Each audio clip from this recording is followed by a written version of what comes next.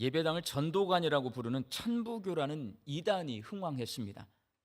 신앙촌이라는 이름으로 공동체 생활을 하고 교주인 박태선 씨를 하나님이자 구원자로 신격화시킨 천부교는 물벼락 은혜, 불세례, 소리 은혜와 같은 신비 체험을 강조하면서 신도들이 신비한 이야기에 몰입하게 함으로 사람들을 미혹했던 이단입니다. 1960년대에는 교주인 문성명 씨를 하나님으로 신격화한 통일교가 흥왕했습니다. 문성명 씨는 하와가 천사장 루시엘과 함께 타락했다는 하와 타락 이야기, 하나님께서 타락한 피를 정화시키고 혈통복귀를 위해서 예수님을 이 땅에 보내셨다는 혈통복귀 이야기. 그런데 예수님이 십자가에서 죽으심으로 혈통복귀가 실패했기 때문에 참부모인 문선명 씨 자신이 혈통복귀의 사명을 완수하게 되었다는 참부모 이야기로 신도들을 미혹합니다. 통일교는 창조 이야기 대신 하와 타락 이야기로, 복음 대신 혈통복귀와 참부모 이야기로 사람들을 미혹했던, 지금까지 미혹하고 있는 이단입니다. 2000년대에 들어서는 신천지라는 이단이 흥왕했습니다. 신천지는 성경을 상징과 비유로만 해석하면서 일반 성도는 그 내용을 풀 수 없고 교주인 이만희 씨만이 계시를 받아 해석할 수 있다는 하늘계시 이야기, 요한계시록에 기록된 예언들이 이만희 씨를 통해 현세에 이루어졌다는 계시록의 실상 이야기, 십자가에서 죽은 예수님은 새 하늘과 새 땅이 임하게 될 것을 예언한 예언자에 지나지 않고 그것을 실제 성취한 것은 이만희 씨라는 이긴 자 이야기로 신도들을 미혹합니다. 지금도 미혹하고 있어요. 우리 시대에도 교회가 끊임없이 이단의 공격을 받고 있듯이 교회가 처음 시작되던 시기의 초대교회들도 이단의 공격을 받았습니다. 오늘 본문 말씀인 디모데전서는 이단의 공격을 받고 있는 에베소 교회에서 목회하고 있는 제자 디모데에게 쓴 편지입니다. 에베소 교회는 첫 번째 교회는 예루살렘 교회 시대의 아주 초창기 교회입니다. 당시의 교회들은 영지주의 이단과 유대교 거짓 교사들의 공격을 받았습니다. 오늘 보면 7절 말씀을 함께 읽겠습니다. 망령되고 허탄한 신화를 버리고 경건에 이르도록 내 자신을 연단하라. 바울이 디모데에게 에베소 교회 성도들이 망령되고 허탄한 신화를 버리고 경건에 이르도록 자신을 연단하라고 말한 것은 목회자인 디모데 자신도 이단에 미혹되지 않도록 정신을 바짝 차리고 성도들이 이단에 미혹되지 않도록 잘 지켜내라는 말씀입니다. 에베소는 지금의 터키 지역에 있는 이방 도시입니다. 유대인들은 어려서부터 부모님으로부터 하나님이 세상을 창조하셨다는 창세기의 이야기를 듣고 자라납니다. 그래서 저도 마찬가지예요. 어렸을 때부터 그냥 자연스럽게 그냥 창조론을 믿습니다. 하나님이 세상을 창조하셨다는 이야기를 그냥 믿어요. 저는 한 번도 고민해 본 적이 없어요. 가만히 생각해 보면 하나님이 세상을 만드신 거예요. 왜 그래요? 어렸을 때부터 그렇게 학습되었기 때문에 그렇습니다. 그렇지만 에베소 교회 성도들은 유대인들이 아니에요. 이방인들이 많아요. 이 사람들은 그리스 헬라 문화의 영향을 받은 이방 나라 사람들이기 때문에 어려서부터 카오스, 크로노스, 제우스와 같은 신들이 세상을 창조했다는 그리스 신화에 나오는 이야기와 그 외에 수많은 잡다한 신들의 이야기를 들으면서 자랍니다. 하나님이 세상을 창조하셨다는 성경의 이야기를 들은 사람과 제우스 신이 세상을 만들었다는 그리스 신화를 이야기를 들으면서 자라난 사람은 다른 거예요, 여러분. 그러다 보니 에베소 교회 성도들은 습관적으로 하나님 외에도 그리스 신화에 나오는 다른 신들에 관한 이야기를 합니다. 지금의 터키에 있는 루스드라 출신인 디모데는 어렸을 때부터 이런 신화를 들어왔기 때문에 영지주의 이단의 가르침에 미혹되기가 쉬웠습니다. 영지주의 이단이 그런 미혹을 하는 거거든요. 그래서 바울은 이방인 출신 목회자인 디모데에게 신화를 이야기하는 습관을 버릴 것과 에베소 교회 성도들이 이런 허탄하고 망령된 신화를 이야기하지 않도록 가르쳐서 복음과 신앙에 관심을 기울이도록 목회하라고 권면하고 있습니다. 바울은 디모데와 에베소의 성도들이 신화를 버리는 방법이 경건에 이르도록 연단하는 것이다, 이렇게 가르쳐줘요. 7절 말씀 다시 한번 읽겠습니다. 망령되고 허탄한 신화를 버리고 경건에 이르도록 내 자신을 연단하라. 경건에 이르도록 내 자신을 연단하라는 말은 경건 훈련에 힘쓰라는 말입니다. 이렇게 바울은 디모데와 에베소 교회 성도들이 이단에 미혹되지 않고 이단을 이길 방법으로 경건을 제시하고 있어요. 경건 훈련을 열심히 하면 허탄한 신화, 망령된 신화, 거기에 휩쓸리지 않게 되고 하나님을 열심히 잘 믿게 된다, 이렇게 가르쳐 준 거예요. 그다음에 여기서 바울이 말하고 있는 경건, 우리가 다 아는 것 같아요. 오늘 설교는 이 경건이 무엇일까? 경건이란 말이요, 세상 사람들이 쓰는 경건과 성경에서 말씀하는 경건, 우리 예수 믿는 사람이 쓰는 경건이 달라요, 여러분. 그래서 오늘 말씀을 통해 경건이 무엇인가를 한번 생각해 보도록 하겠습니다. 경건은 한마디로 말하면 하나님의 자녀답게 살고 예수님의 제자답게 사는 것이 경건이에요. 경건은 헬라어로 유세베이아입니다. 거룩한 삶이라는 의미를 가지고 있습니다. 한자어로는 공경할 경자에 공경할 건자를 사용해서 공경해서 마음과 태도로 받든다라는 의미를 가지고 있습니다. 경건은 내 마음속 깊이 하나님을 공경해서 하나님의 가르침을 받아들이고 그 가르침대로 살려고 하는 태도이고, 내 마음속 깊이 예수님을 공경해서 예수님의 가르침을 받아들이고 그 가르침대로 살려고 하는 태도입니다. 그렇게 해서 하나님의 자녀답게, 예수님의 자녀답게 사는 것이 바로 경건입니다. 성도가 하나님의 자녀답게 살고 예수님의 자녀답게 살려면 하나님의 가르침과 예수님의 가르침을 받아들여야 하는데, 그러려면 하나님의 말씀인 성경을 읽고 배워야 합니다. 다른 방법이 없어요. 내가 하나님의 자녀답게 살려면 하나님을 내가 공경하는 마음으로 하나님의 가르침을 받아서 그 가르침대로 살려고 하는 태도를 갖는 거예요. 근데 내가 하나님 앞에 가르침을 받는 방법은 딱 하나가 있어요. 뭐예요? 성경을 통해서 가르침을 받는 거예요. 우리는 성경을 통해 하나님의 성품을 배우고 하나님의 뜻을 알아야 경건해질 수 있습니다. 성도의 신앙은 성경 중심의 신앙이어야 합니다. 하나님이 성경에 우리 신앙에 관한 모든 것을 기록해 놓았기 때문입니다. 그런데 문제가 있습니다. 여러분, 성경책이 얇아요, 두꺼워요? 두꺼워. 생각보다 양이 많습니다. 읽기도 어려워요. 단어가 어려운 단어. 저는 성경을 이렇게 봉독할 때, 여기 앞에 나와서 봉독할 때 제가 쉽게 발음이 안 되는 부분들이 있어요. 니을 나오는데 하리로다 나오잖아요. 그 앞에 니을 발음이 나오잖아요. 리로다가 잘 안 돼요, 여러분. 성경은 읽기조차, 발음조차 힘든 단어들이 많이 사용되고 있어요. 근데 두껍기까지 하고 내가 모르는 단어들이 많이 나와요. 그러니 성경을 통해 하나님의 성품과 뜻을 알려면 어떻게 해야 되냐? 힘써야 돼요. 부지런히 성경을 읽고 배워야 합니다. 이렇게 하나님에 대해서 성경이 두껍고 내가 알지 못하는 내용이어서 하나님을 통해서, 내 성경을 통해서 하나님을 알아가는 것도 바쁜데, 성도가 헛되고 망령된 신화에 나오는 다른 신들에 대한 이야기를 할 겨를이 없어요. 근데 우리는요, 재밌어요.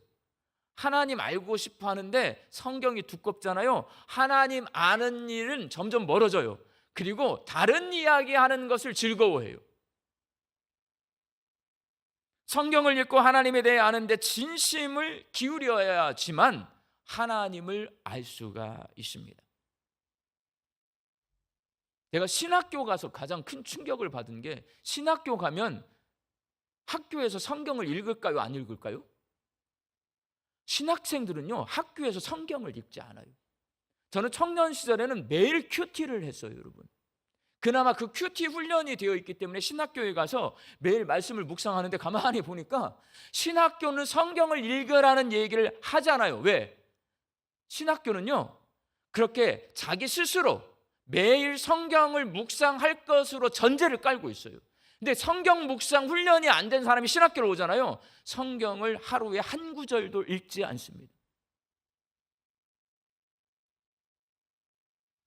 성경을 읽는 것이 결코 쉬운 일이 아니에요, 여러분. 성경을 읽고 하나님의 내 알아야 하는 내 간절한 마음이 있어야 되고 진심이어야 성경을 읽고 배울 수가 있습니다. 그래서 바울은 디모데에게 말씀과 복음으로 가르치고 가르치는 일에 전념하라고 권면하고 있습니다. 성도가 성경을 읽고 배워야 경건한 삶을 살 수 있기 때문입니다. 단도직입적으로 말하면 경건, 우리가 다 경건하게 살고 싶어요, 여러분. 성경을 읽지 않는 사람은 경건하게 살 수 없습니다. 경건은 어디서 나오냐? 성경에서 나오는 거예요. 그리고 바울은 디모데에게 경건에 이르도록 연단하라라고 말하고 있는데, 연단이라고 하는 이 말은 운동선수가 훈련하는 것이 연단이에요. 운동선수들은 매일 훈련을 합니다. 우리나라가 가장 잘하는 운동 가운데 하나가 양궁입니다. 여자 양궁은 올림픽 10연패를 할 정도로 우리나라 선수들이 활을 전 세계에서 제일 잘 쏩니다. 아시죠? 양궁 세계 1등. 활을 잘 쏜다는 말, 왜 잘 쏘는가? 유전자가 그럴까요? 아니, 여러분. 전 세계 사람들이 따라올 수 없을 정도의 훈련을 합니다. 우리나라 양궁 선수들은 매일 오전 9시부터 12시까지 활을 쏘고 오후 2시부터 6시까지 활을 쏜다고 합니다. 하루에 500발씩 활을 쏘면 한 달에 15,000발, 1년에 18만 발의 활을 쏩니다. 비가 오나 눈이 오나 휴일에도 활을 쏴요, 이 사람들은. 올림픽이 4년마다 개최되니까 72만 발의 활을 쏘는 거예요. 그리고 나가는 거예요. 다른 나라 선수보다 우리나라 선수들이 활을 훨씬 더 많이 쏘고 나가니까 1등을 나는 거예요, 여러분. 경건도 마찬가지입니다. 양궁 선수만큼 훈련해야 경건한 삶을 살 수 있습니다. 죄인인 사람이 하나님을 닮고 예수님을 닮는 것이 쉬울 리가 없습니다. 날마다 하나님의 말씀을 묵상하고 하나님의 성품을 담기 위해 훈련하고 또 훈련해야 경건한 삶을 살 수 있습니다. 저는 궁금해요. 여러분, 제가 경건해 보여요? 안 경건해 보여요? 좀 궁금해. 왜냐하면 사람은 다 자기가 착각하고 살아. 제일 이 수준이 낮은 사람이 뭐냐면요, 자기 착각 속에 사는 사람이에요. 수준이 높아지려고 성장하려면 다른 사람이 나를 바라보는 이야기를 듣고 나 자신을 자꾸 고쳐가는 사람이 수준이 높아지는 거예요. 저는 두려운 게 뭐냐면 어렸을 때부터 칭찬만 받고 자랐지 저를 책망하는 사람을 거의 보질 못했어요. 나중에 보니까 제가 교만하더라고. 되게 잘난 줄 알아요. 그래서 교육전도사를 시작하면서 이제 많은 책망을 받기 시작하더라고, 제가. 그때부터 제가 성장한 거예요, 여러분. 그 전까지는 애기인데 교육전도사를 시작하면서부터 부장집사님, 담임 목사님 저를 막 혼내. 나를 한 번도 혼낸 사람이 없는데 갑자기 나를 혼내니까 되게 적응이 어렵더라고. 근데 그거를 받아들이기 시작하면서 그리고 내 자신의 모습을 수정하기 시작하면서 제가 성장한 거예요. 그러면서 여러분, 제가 남들에게 모범을 보여야 하는 목사의 자리에 여기 서 있는 거잖아요. 그러려면 제가 이렇게 경건하게 살아야 합니다, 성경을 매일 읽으셔야 됩니다 말을 하려면 제가 성경을 매일 읽어야 돼요. 목사가 성경을 매일 읽을 수 있는 방법, 성품이 부지런한 사람이 있어. 우리 교회에 몇 명 있어. 제가 부러운 사람. 비가 오나 바람이 비오나 그 일을 해내는 분들이 있어요. 몇 분 계세요, 여러분. 정말 부러워요. 근데 저는 게을를까요, 부지런할까요? 제 성품은 게을러요, 여러분. 제 성격 유형 자체가, 제가 전에 ISFP라고 MBTI 성격 말했잖아요. MBTI의 ISFP의 동일한 특징이 있어요. 침대에 누워 있기를 좋아한다. 제 성격 유형은요, 침대에 가만히 누워있기를 좋아하는 성격을 하나님이 주셨어요. 근데 그렇게 살면 안 되는 거잖아, 담임 목사는. 그래서 제가 제 스스로를 훈련시키기 위해 하는 방법이 뭐냐면 매일 새벽 기도에 설교를 제가 하는 거예요, 여러분. 저는 일주일 내내 설교를 합니다. 왜? 제 성격이 게으른 성격이기 때문에 그것을 이겨내는 방법은 매일 새벽 설교를 하면 매일 성경을 깊이 묵상할 수밖에 없는 거예요. 14년째 매일 성경을 읽고 설교를 하고 있습니다. 이제는 그게 내 삶이 되었어요. 휴가를 갔어요. 이걸 안 하잖아요. 불안해 여러분. 이제는 내 삶이 된 거고 그게 내 모습이 된 거예요. 훈련을 통해. 경건은 이렇게 훈련을 받아야 된다. 오늘 바울이 말하고 있는 거예요. 성도가 이렇게 경건한 삶을 살면 하나님께서 주시는 유익이 있습니다. 오늘 본문 8절 말씀을 함께 읽겠습니다. 육체의 연단은 약간의 유익이 있으나 경건은 범사의 유익하니 금생과 내생의 약속이 있느니라. 사람이 훈련을 통해 육체를 단련시키면 몸이 건강해지고 운동선수가 열심히 훈련하면 경기에 나가서 금메달을 땁니다. 바울은 이런 유익을 약간의 유익이라고 말합니다. 육체의 훈련보다 경건의 훈련을 통해 얻은 유익이 훨씬 더 크기 때문에 그렇습니다. 경건의 훈련을 통해 얻은 유익은 지금 현재뿐만 아니라 장차 미래에도 주어집니다. 그렇다면 경건 훈련을 통해 어떤 유익이 주어질까? 디모데전서 2장 2절 말씀에서 경건의 유익을 말하고 있습니다. 함께 읽겠습니다. 우리가 모든 경건과 단정함으로 고요하고 평안한 생활을 하려 함이라. 성도가 경건을 훈련해서 경건한 삶을 살면 삶이 고요해지고 평안해집니다. 확실합니다. 제가 증언합니다. 제가 성격하고 목회자의 삶하고 제가 안 맞아요. 마음이 약하기 때문에. 근데 목회자는 마음이 담대해야 되는데 내가 마음이 약해. 그러다 보니까 항상 내 마음은 시끄럽습니다. 저는 목회를 시작하는 순간부터요, 제가 추석과 설날, 명절을 편안하게 지내본 적이 한 번도 없습니다. 첫 번째 담임 목회를 할 때도 제 마음이 추석과 이 설날에 한 번도 평안해 본 적이 없어요. 항상 불안해. 근데 여러분, 이제 14년 동안 새벽 설교를 하고 있습니다. 그 14년의 새벽 설교, 매일 하나님의 말씀을 묵상하고 설교하는 삶을 사는 제가 하나님께서 무슨 유익을 저에게 주었는가? 고요하고 평안함입니다. 우리 광주 양림교회에서 제가 목회하는데 14년 설교를 했더니 저에게 주시는 게 뭐냐? 고요함과 평안함이에요. 처음에는요, 믿어지지가 않았어요. 여러분, 제 마음이 평안해지더라고요. 여기 양림교회 와가지고 믿어지지가 않았어. 이것도 한 일주일 있으면 또 시끄러운 일이 생기겠지. 또 한 2주일 있으면 시끄러운 일이 생기겠지. 1주, 2주, 3주 긴장하고 살다가 보니까 어느덧 1년 가까이 제 마음이 평안합니다. 이거는 여러분이 저한테 주는 게 아니에요. 내가 스스로 단련돼서 이거 갖는 게 아니에요. 누가 주시는 거예요? 하나님이 주시는 거예요. 우리가 모든 경건과 단정함으로 고요하고 평안한 생활을 하려 함이라. 경건하면 여러분의 마음이 고요해집니다. 경건하면 여러분의 삶이 평안해집니다. 여러분, 건강하고 속 시끄러운 삶이 좋습니까? 병약해도 고요하고 평안한 삶이 좋습니까? 고요하고 평안한 삶이 좋을 겁니다. 여러분, 재산이 많고 돈이 많은 부자인데 사람들에게 시달리는 삶을 살고 싶습니까? 좀 가난하지만 고요하고 평안한 삶을 살고 싶습니까? 저 같으면 돈 많고 부자고 평안하게 살고 싶어요. 근데 여러분, 돈이 많다고 절대로 고요하고 평안한 삶을 살 수 없습니다. 경건한 사람이 고요하고 평안한 삶을 살 수 있습니다. 사랑하는 광주 양림교회 성도 여러분,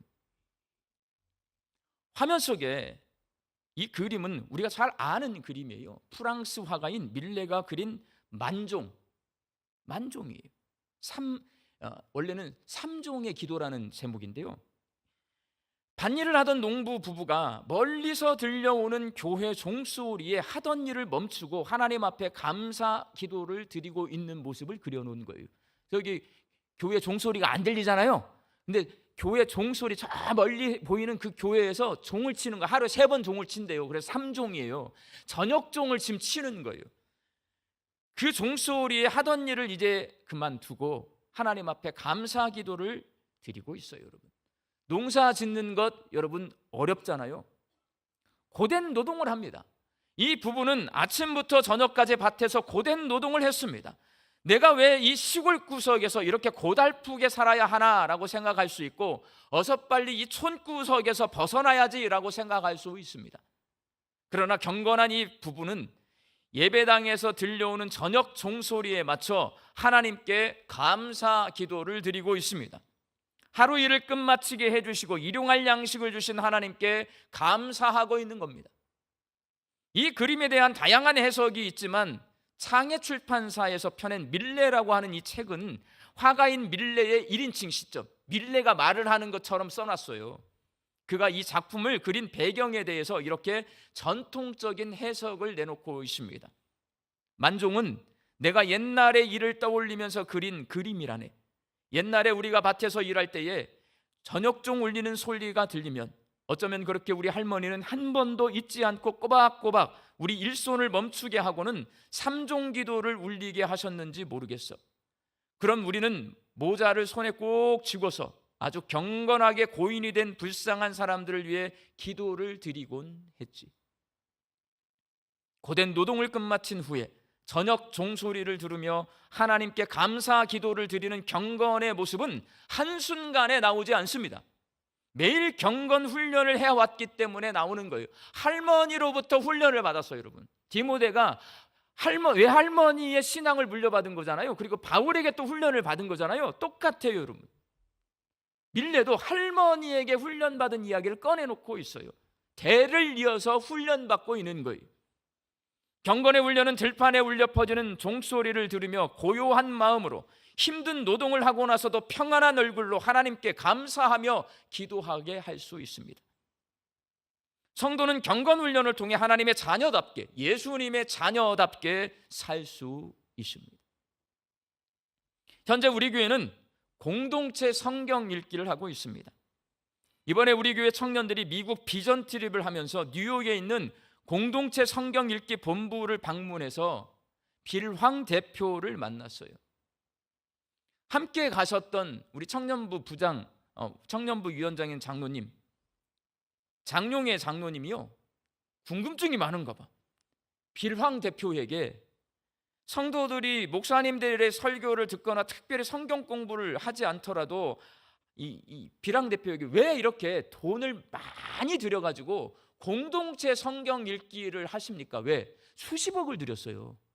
저 공동체 성경 읽기를 하는데 1, 2억 들어가는 게 아니라 수십억 단위의 돈이 들어가요. 왜냐하면 무료로 그걸 다 제공을 해주거든요. 그러니까 그 빌황 대표에게 장용의 장로님 물어본 거예요. 그렇게 돈 많이 들어가는데 왜 이거 합니까? 왜? 다른 성경 통독 방법도 많은데 왜 공동체 성경 읽기를 합니까? 했더니 빌황 대표가 뭐라고 대답을 했냐면, 목사님들의 설교를 듣거나 특별히 성경 공부를 하지 않더라도 하나님의 말씀인 성경을 계속 읽다 보면 모든 성도가 하나님의 말씀의 의미를 깨닫게 되고, 성경 읽는 성도에게 하나님이 각자 개인에게 하나님의 음성을 들려주실 것이라고 믿기 때문에 자기는 성도들이 함께 모여 지속적으로 성경을 읽는 이 공동체 성경 읽기를 하고 있습니다 라고 대답을 했어요. 저는 100% 동의합니다.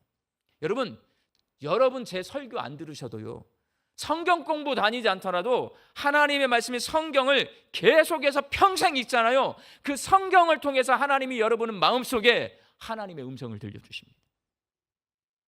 문제는 뭐냐면 꾸준히 계속해서 매일 하나님의 말씀을 묵상해야 되는데, 그건 어떻게 할 수 있는 거냐면 내가 진심이어야 돼. 하나님의 음성을 듣겠다는 진심이 있어야 돼. 그 진심이 있어야 이 일을 해낼 수 있는 거예요. 그 진심이 없기 때문에 허탄한 신화, 망령된 신화에 눈이 돌아가고 귀가 열려지는 거예요. 내가 하나님의 음성을 듣고 하나님 말씀에 순종해서 하나님 닮은 아들로, 예수님 닮은 제자로 내가 살겠습니다. 이게 진심인 사람은 평생 성경을 읽게 되어 있습니다. 중요한 것은 성경을 읽고 배우는 경건 훈련을 반복하는 것입니다. 반복된 경건 훈련을 통해 성도의 신앙이 깊어지고 튼튼해집니다. 우리 광주양림교회 성도들이 매일 하나님의 말씀을 읽고 배우고 말씀대로 살아가는 훈련을 해서 하나님의 자녀답고 예수님의 제자다운 경건한 삶을 사시기를 바랍니다. 그래서 이 소란한 세상 속에서도 고요하고 평온한 삶을 살 수 있기를 주의 이름으로 축원합니다. 기도하겠습니다. 하나님, 우리의 신앙의 연수가 쌓여갈수록 사람이 떡으로만 살 것이 아니라 하나님의 말씀으로 살 것이라는 성경 구절의 의미를 더 깊이 알게 됩니다. 무더운 여름을 살고 있지만 게으름 피우지 않고 열심을 내어서 주의 말씀을 읽고 배우며 경건 훈련에 힘써 하나님의 자녀답게 살고 예수님의 제자답게 살게 하여 주옵소서. 예수님의 이름으로 기도하옵나이다. 아멘.